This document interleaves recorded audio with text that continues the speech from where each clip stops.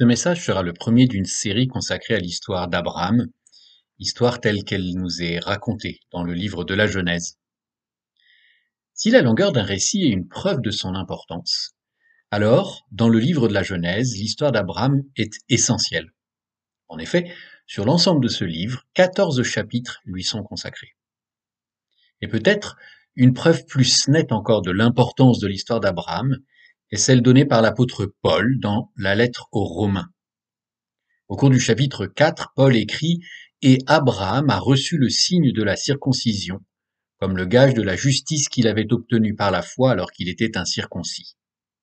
Il est ainsi le père de tous les incirconcis qui croient, afin que la justice soit aussi portée à leur compte. » Dans ces versets, il y a juste une seule petite expression qui m'intéresse. Il, Abraham, est le père. S'adressant à des croyantes et à des croyants, Paul leur rappelle que Abraham est leur père spirituel, leur père dans la foi. Il me semble donc important, et c'est ce que je me propose de faire dans cette série, de voir le portrait que le livre de la Genèse fait de notre père spirituel, de voir quelle a été sa relation avec Dieu, et de voir comment cela peut nous aider nous-mêmes dans notre marche avec Dieu.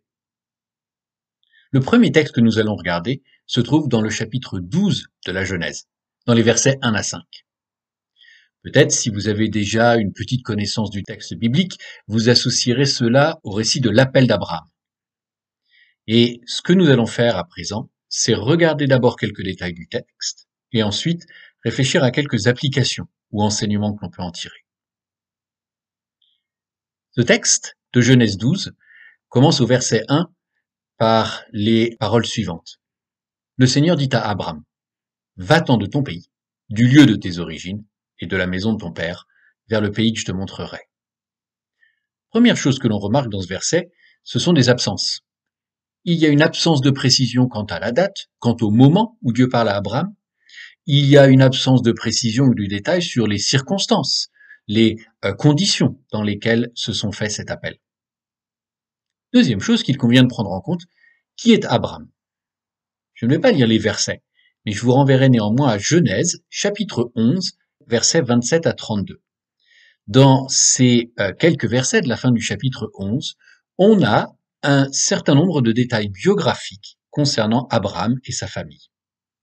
Abraham, on y apprend, est un descendant de Sem, le fils de Noé que Noé lui-même a béni. Mais dans les versets vers lesquels je vous renvoie, Genèse chapitre 11, 27 à 32, on voit d'abord qu'il nous est rappelé que la mort est entrée dans le monde. Et dans ces petits détails biographiques concernant Abraham, la mort est à la fois naturelle, en quelque sorte, comme dans le cas du père d'Abraham, elle peut être aussi prématurée, lorsque le frère d'Abraham meurt avant son père. Et ceci, sans insister de manière trop forte, nous rappelle quand même que l'entrée de la mort dans le monde est la conséquence, et donc pour nous lecteurs un rappel du péché et de la rébellion de l'homme contre Dieu. C'est aussi une façon de souligner que cette mort qui règne dans le monde n'était pas ce que Dieu voulait pour les êtres humains. Deuxième chose que ces versets de Genèse 11 nous rappellent, c'est que la stérilité, et par extension toutes les maladies et les souffrances, existent dans le monde. En Genèse chapitre 11, verset 30, nous lisons « Sarai, femme d'Abraham, était stérile, elle n'avait pas d'enfant. » Abraham et Sarai connaissent donc la stérilité. C'est la première mention de cette maladie dans Genèse. Alors que dans le même temps, certains chapitres, chapitre 5, chapitre 10, chapitre 11, insistent beaucoup sur la fécondité des êtres humains. Enfin, toujours dans ces quelques détails biographiques concernant Abraham, il y a un rappel que les hommes se déplacent fréquemment d'un endroit à un autre et se retrouvent étrangers dans d'autres pays. Donc Abraham est un migrant. Abraham a une expérience personnelle de la mort dans la mesure où, au moment où Dieu l'appelle, il a déjà vu son frère, son père mourir. Abraham aussi connaît la souffrance. Il sait la difficulté que représente la stérilité. Eh bien, c'est à cet homme que Dieu s'adresse. Première chose que Dieu lui dit au verset 1 de Genèse chapitre 12, c'est un ordre, et un ordre qui indique une rupture.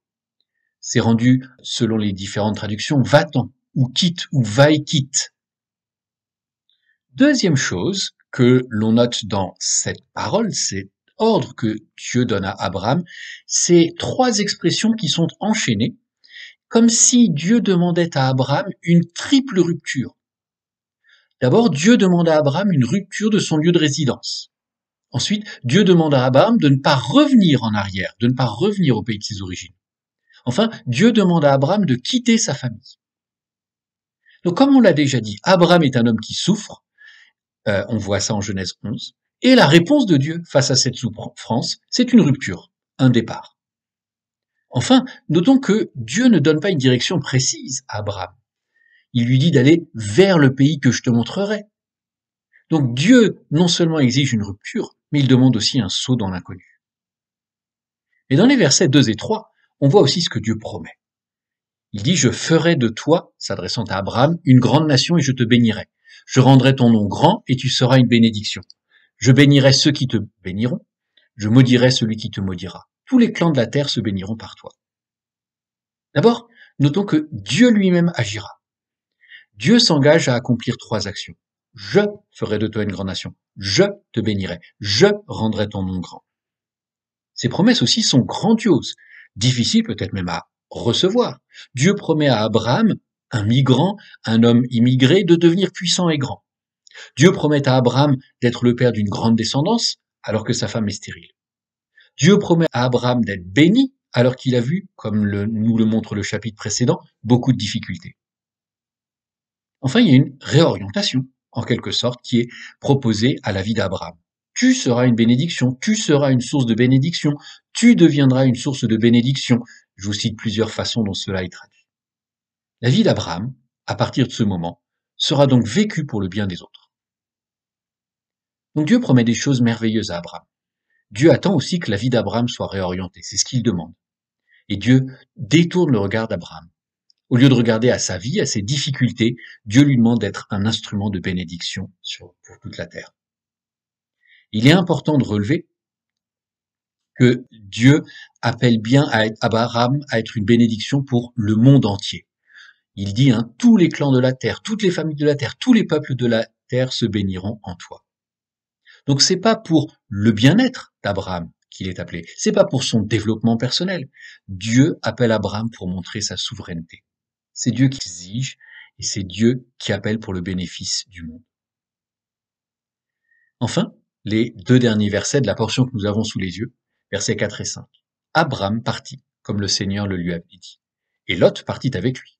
Abraham avait 75 ans lorsqu'il quitta Haran. Abraham prit Sarai sa femme et Lot son neveu, avec tous les biens et les gens qu'ils avaient acquis à Haran. Ils partirent pour Canaan. Ils arrivèrent en Canaan. À 2 reprises, dans ces versets, nous lisons le verbe partir. Abraham a entendu ce que Dieu a dit. Abraham fait comme Dieu veut. Et l'obéissance d'Abraham, elle est complète, totale. La phrase d'ailleurs, comme le Seigneur le lui avait dit, est présente dans ces versets. Et c'est une phrase importante dans l'ensemble du livre de la Genèse. Et Abraham obéit donc, puisqu'il fait ce que Dieu lui dit, malgré les questions que l'appel de Dieu soulève. Comment peut-il devenir père d'une grande nation alors qu'il est âgé de 75 ans? Comment peut-il avoir une descendance alors que sa femme est stérile? Alors on est là face à quelque chose d'intéressant. Même si le texte de Genèse 12 ne mentionne pas le mot foi, Abraham a foi dans la parole de Dieu. Abraham a entendu l'appel de Dieu, Abraham a entendu les promesses divines, Abraham a eu confiance dans la parole de Dieu. Face aux défis, toutes les questions que soulève l'ordre de Dieu, face aux incertitudes que représente l'obéissance, Abraham a eu foi dans la parole de Dieu, Abraham a fait ce que Dieu lui dit. Alors maintenant, quelles applications pour un tel texte? On se doit d'abord de noter que notre situation est différente de celle d'Abraham.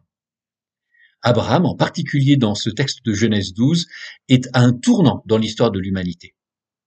Genèse 12 vient après une longue portion, les chapitres 3 à 11 du livre de la Genèse, et dans ces versets 3 à 11, on voit que l'humanité est incapable de faire la volonté de Dieu, incapable de faire comme Dieu veut.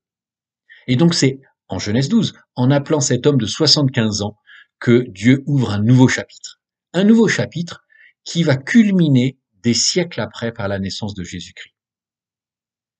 Si on est dans une situation complètement différente de celle d'Abraham, il y a néanmoins des éléments qui ressortent et des éléments qui sont utiles pour nous. Dieu veut bénir le monde, Dieu appelle des gens à lui, Dieu attend l'obéissance. D'abord, ce texte de Genèse 12 nous rappelle que Dieu aime tous les êtres humains où qu'il soit, en quelque temps qu'il soit. Ce texte nous rappelle que Dieu veut le bien de tous les êtres humains. Le mot-clé de ces versets de Genèse chapitre 12, c'est le mot bénir.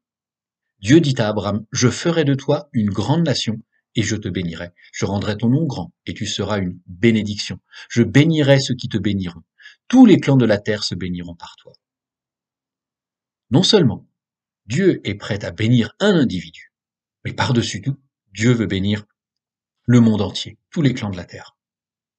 Et ce qui sera intéressant de relever dans notre série, c'est de voir qu'à intervalles réguliers, dans le récit de l'histoire d'Abraham tel qu'il est fait dans le livre de la Genèse, Dieu va continuer à mentionner qu'il souhaite bénir toutes les familles de la terre. Dieu aime l'humanité. Dieu veut la bénir alors même qu'il sait l'état de rébellion des êtres humains. Dieu connaît le cœur de l'homme. Dieu connaît les raisonnements de tous les êtres humains. Mais Dieu, sachant pourtant que les êtres humains sont rebelles, sont durs, sont prompts à faire le mal, Dieu veut les bénir. Dieu veut leur bien par-dessus tout. Et pour cela, Dieu appelle. Et Dieu appelle encore des hommes et des femmes dans le monde. Aujourd'hui, maintenant, Dieu demande que celles et ceux qui répondent à son appel mettent leur confiance en Jésus-Christ, le descendant d'Abraham. C'est ce que le Seigneur Jésus lui-même disait. Par exemple, en Marc chapitre 8. Jésus appela la foule avec ses disciples et leur dit « Si quelqu'un veut me suivre, qu'il se renie lui-même, qu'il se charge de sa croix et qu'il me suive. Car quiconque voudra sauver sa vie la perdra, mais quiconque perdra sa vie à cause de moi et de la bonne nouvelle la sauvera. » Par l'intermédiaire de son Fils, Jésus, Dieu nous appelle. Dieu appelle à le suivre. Dieu appelle à ce qu'on croit en son Fils qui est le Sauveur du monde. Et Dieu attend aussi l'obéissance. C'est ce que nous ont montré les versets 4 et 5 de Genèse chapitre 12. Quand Dieu a appelé Abraham, Abraham a obéi, Abraham a fait ce que Dieu a dit. On est tout à fait en droit de supposer que Abraham avait des doutes, que Abraham avait des questions, que Abraham avait peur. Mais il a fait comme Dieu lui a dit. Il est parti. Et Dieu attend la même chose de nous qui avons répondu à son appel. Il attend que nous lui fassions confiance. Il attend que nous lui obéissions. Il attend que nous ayons aussi une attitude de reconnaissance pour tout ce qu'il fait. Alors pour finir, il y a quelque temps, j'ai lu un livre dans lequel l'auteur constatait que la foi de beaucoup de croyantes et de croyants, et j'utilise le terme un peu complexe que lui-même écrivait, la foi de beaucoup de croyantes et de croyants pourrait être décrite comme étant un théisme narcissique et optimiste. Alors, peut-être pour être plus clair, il expliquait aussi que c'est une religion toute simple, qui se résume en 3 articles de foi. Premier article, la vie est centrée sur moi-même. Deuxième article, j'ai le droit à une vie qui va s'améliorer continuellement et qui me permettra de réaliser tous mes rêves. Troisième article, Dieu existe pour me bénir et réaliser tous mes rêves. Ceci est complètement à l'opposé de ce que l'exemple de la vie d'Abraham nous appelle. Il y a plusieurs millénaires, un homme âgé, 75 ans nous dit le texte, a reçu un appel divin, un appel qui a bouleversé sa vie, un appel qui lui a demandé de quitter son confort. Cet appel était contenu dans les mots suivants. « Va-t'en de ton pays, du lieu de tes origines, de la maison de ton père vers le pays que je te montrerai. Je ferai de toi une grande nation, je te bénirai, je rendrai ton nom grand et tu seras une bénédiction. Tous les clans de la terre se béniront par toi. » Cet appel montrait que Dieu et Dieu seul est au centre de l'univers. Cet appel montrait que Dieu est souverain et que Dieu seul est digne de confiance. Cet appel montrait que Dieu seul peut donner une orientation à la vie. Eh bien, cet appel résonne encore et nous rappelle que nous ne sommes pas au centre du monde. Dieu nous appelle à vivre pour lui. Dieu nous appelle à être des instruments de bénédiction pour le monde. C'est un appel qui ne promet ni richesse, ni tranquillité, mais c'est un appel qui exige que nous soyons obéissantes et obéissants.